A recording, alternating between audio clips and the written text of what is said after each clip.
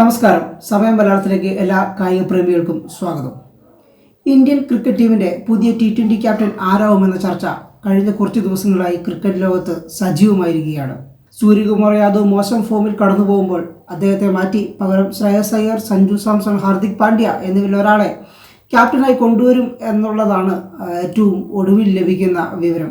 ഇവരിൽ ആരാവും എത്തുക എന്നുള്ളത് സംബന്ധിച്ചുള്ള പലതരം ചർച്ചകളും അഭിപ്രായങ്ങളും ഇതിനോടകം പല പ്രമുഖരും പങ്കുവച്ചിട്ടുമുണ്ട്. പക്ഷേ ഇതിൽ മുൻതൂക്കമുള്ളത് സഞ്ജു സാംസണും ശ്രേയസ് അയ്യർക്കും തന്നെയാണെന്ന് തന്നെ പറയാം. നമുക്കറിയാം, രണ്ടുപേരും IPL-ലൂടെ മികവ് തെളിയിച്ച ക്യാപ്റ്റനാണ്. ശ്രേയസ് അയ്യർ ആഭ്യന്തര ക്രിക്കറ്റിൽ അടക്കം നിരവധി കിരീടങ്ങൾ നേടിയിട്ടുള്ള ക്യാപ്റ്റനാണ്. ക്യാപ്റ്റൻ എന്ന നിലയിൽ തീർച്ചയായിട്ടും ശ്രേയസ് അയ്യർക്ക് മുൻതൂക്കം ഉണ്ട് എന്ന് തന്നെയാണ് കണക്കുകൾ വ്യക്തമാക്കുന്നത്. ഏറ്റവും പുതിയ റിപ്പോർട്ടുകൾ പ്രകാരം സഞ്ജു സാംസൺ ശ്രേയസ് അയ്യരെ മറികടന്ന് ഇന്ത്യയുടെ T20 ക്യാപ്റ്റനാകാനുള്ള സാധ്യതകളുണ്ട്. ഇതിൻ്റെ പ്രധാന കാരണമായിട്ട് ഇപ്പോൾ ഉയർന്നു വരുന്നത് ഗൗതം ഗംഭീർ നൽകുന്ന പിന്തുണയാണ്. അതായത് ശ്രേയസ് അയ്യർ ഗൗതം ഗംഭീറിനെ ക്യാപ്റ്റൻ സ്ഥാനത്തേക്ക് കൊണ്ടുവരാൻ വലിയ താല്പര്യം കാട്ടുന്നില്ല എന്നുള്ള സൂചനകളാണ് നിലവിൽ പുറത്തേക്ക് വരുന്നത്. ഇത് സംബന്ധിച്ച് സ്ഥിരീകരണം ഉണ്ടാവേണ്ടിയിരിക്കുന്നുണ്ടെങ്കിലും നിലവിലെ റിപ്പോർട്ടുകൾ അനുസരിച്ച് ഗംഭീറിൻ്റെ പിന്തുണ സഞ്ജു സാംസണ് തന്നെയാണ്. കാരണം ഗംഭീറും ശ്രേയസ് അയ്യരും തമ്മിൽ അത്ര നല്ല മികച്ച ബന്ധത്തിലല്ലെന്ന കാര്യം ക്രിക്കറ്റ് ലോകത്ത് പരസ്യമായ രഹസ്യമാണ്. കാരണം നമുക്കറിയാം, കൊൽക്കത്ത നൈറ്റ് റൈഡേഴ്സിനെ കപ്പടിപ്പിച്ച ക്യാപ്റ്റനാണ് ശ്രേയസ് അയ്യർ. അന്ന് കൊൽക്കത്തയുടെ പരിശീലകനായിട്ട് ഗൗതം ഗംഭീർ ആയിരുന്നു ഉണ്ടായിരുന്നത്.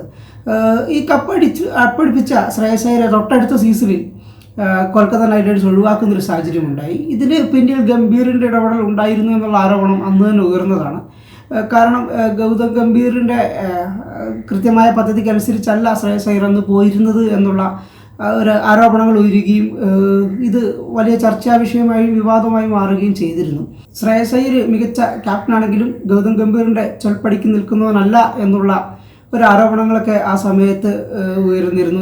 ഇത്തരമുള്ള പ്രതികരണങ്ങളൊക്കെ ഗൗതം ഗംഭീറിൻ്റെ ഭാഗത്തു നിന്നും പരോക്ഷമായി ഉണ്ടാവുകയും ചെയ്തിരുന്നു. അതുകൊണ്ട് തന്നെ അന്നു മുതലേ ഗംഭീറും ശ്രേയസും തമ്മിലുള്ളൊരു അഭിപ്രായ ഭിന്നത ഉടലെടുത്തിരുന്നു എന്ന് തന്നെയാണ് നമുക്ക് കരുതാൻ വേണ്ടി. ഇതിനെ സ്വാധീനിക്കുന്ന ചില സംഭവങ്ങൾ ഇന്ത്യൻ ക്രിക്കറ്റ് ടീമിൻ്റെ പരിശീലകരായി ഗംഭീർ എത്തിയ ശേഷവും സംഭവിച്ചിരുന്നു. 2025 ഏഷ്യ കപ്പിൽ ഇന്ത്യൻ ടീമിൽ ശ്രേയസ് അയ്യർക്ക് സ്ഥാനം ഉണ്ടായിരുന്നില്ല. ഇത് വളരെ ചർച്ചാ വിഷയമായി മാറുകയും ചെയ്ത കാര്യമാണ്. കാരണം മികച്ച പ്രകടനം നടത്തുന്ന മധ്യനിരയിൽ മികവ് കാട്ടുന്ന ഒരു താരമായിട്ടും എന്തുകൊണ്ട് ശ്രേയസിനെ ഒഴിവാക്കി എന്നുള്ളതൊരു വലിയ ചോദ്യമായിരുന്നു. പക്ഷേ ഗൗതം ഗംഭീറിൻ്റെ ഇടപെടൽ ആ കാര്യത്തിലും ഉണ്ടായിട്ടുണ്ട് എന്ന് തന്നെ കരുതാം. ശ്രേയസ് വേണ്ടാന്ന നിലപാട് ഗംഭീർ തന്നെയായിരിക്കണം അന്ന് എടുത്തിട്ടുണ്ടാവുക. കാരണം ശ്രേയസിൻ്റെ ഒരു നിലപാടുകളോട് അത്ര യോജിച്ചു പോകുന്ന ആളല്ല ഗംഭീർ എന്ന് തന്നെയാണ് ഇതിൻ്റെ പിന്നിലെ കാരണമായിട്ട് വിലയിരുത്തപ്പെടുന്നത്. എന്തായാലും ഇതിൻ്റെ കാര്യത്തിലും വ്യക്തത വരേണ്ടിയിരിക്കുന്നുണ്ടെങ്കിലും ഈ രണ്ടുപേരും തമ്മിലുള്ള ഒരു അഭിപ്രായ ഭിന്നത തന്നെയാണ് ശ്രേയസിന് വേണ്ട വിധത്തിൽ ഇന്ത്യൻ ടീമിൽ അവസരം ലഭിക്കാത്തതിൻ്റെ കാരണം.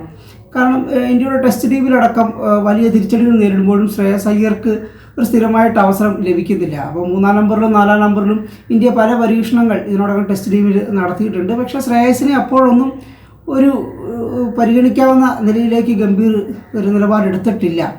ഇതിൻ്റെ കാരണം ഇവർ തമ്മിലുള്ള അഭിപ്രായ ഭിന്നതയാണെന്ന് ക്രിക്കറ്റ് ലോകം വിലയിരുത്തുന്നു. മറ്റൊരു പ്രശ്നം, BCCIക്കും ശ്രേയസ് അയ്യരുടെ കാര്യത്തിൽ വലിയ താല്പര്യമില്ല. കാരണം BCCIയുമായി ഓൾറെഡി ഉടക്കിയ ഒരു താരങ്ങളിൽ ഒരാളാണ് ശ്രേയസ്. കഴിഞ്ഞ ടൈമിൽ 2024-25 BCCIയുടെ കരാർ നിന്ന് ശ്രേയസ് അയ്യർ പുറത്തായിരുന്നു. ഇതിൻ്റെ കാരണം ആഭ്യന്തര ക്രിക്കറ്റ് കളിക്കാൻ BCCI ആവശ്യപ്പെട്ടിട്ടും ശ്രേയസ് അയ്യർ ഇത് നിരസിച്ചിരുന്നു. അദ്ദേഹത്തിന് പരിക്കാണ് എന്നുള്ള പേരിലൊക്കെ അദ്ദേഹം മാറി നിൽക്കുകയാണ് ഉണ്ടായത്. ഇത് വലിയ വിവാദത്തിന് കാരണമാവുകയും ശ്രേയസ് അയ്യരെ കരാറിൽ നിന്ന് മാറ്റി നിർത്തുന്ന ഒരു സാഹചര്യം പോലും ഉണ്ടായിരുന്നു. ഇത്തരത്തിൽ പല വിവാദങ്ങളും ശ്രേയസ് അയ്യരും BCCIയും ഇന്ത്യൻ ക്രിക്കറ്റ് ടീം പരിശീലകനായ ഗൗതം ഗംഭീറും ഒക്കെ ചുറ്റിപ്പറ്റിയുണ്ട്. ഈ ഒരു സാഹചര്യത്തിൽ ഗംഭീർ ശ്രേയസ് അയ്യരെ ക്യാപ്റ്റനായിട്ട് കൊണ്ടുവരാൻ തീരെ താല്പര്യം കാട്ടിയേക്കില്ല. സഞ്ജു സാംസൺ ആണെങ്കിൽ നമുക്കറിയാം ഗംഭീറുമായിട്ട് വലിയ ആത്മബന്ധമുള്ളൊരു താരമാണ്. സഞ്ജു സാംസന്റെ ഇന്നത്തെ മികച്ച പ്രകടനത്തിന് പ്രധാനപ്പെട്ട കാരണം ഗംഭീറിൻ്റെ ഒരു പിന്തുണയാണ്.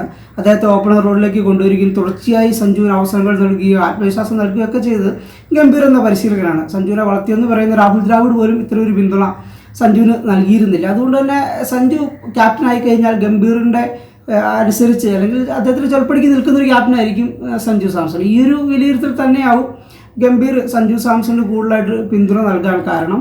എന്തായാലും ഇക്കാര്യത്തിൽ അന്തിമ തീരുമാനം എടുക്കുമ്പോൾ ഗംഭീറിൻ്റെ അഭിപ്രായം മാനിക്കും എന്നുള്ള കാര്യം തീർച്ചയാണ്. എങ്ങനെയായിരിക്കും ഇന്ത്യയുടെ ടീം തിരഞ്ഞെടുപ്പും ക്യാപ്റ്റൻ സ്ഥാന നിർണ്ണയമൊക്കെ പോവുക എന്നുള്ളത് വരും ദിവസങ്ങളിൽ അറിയാം.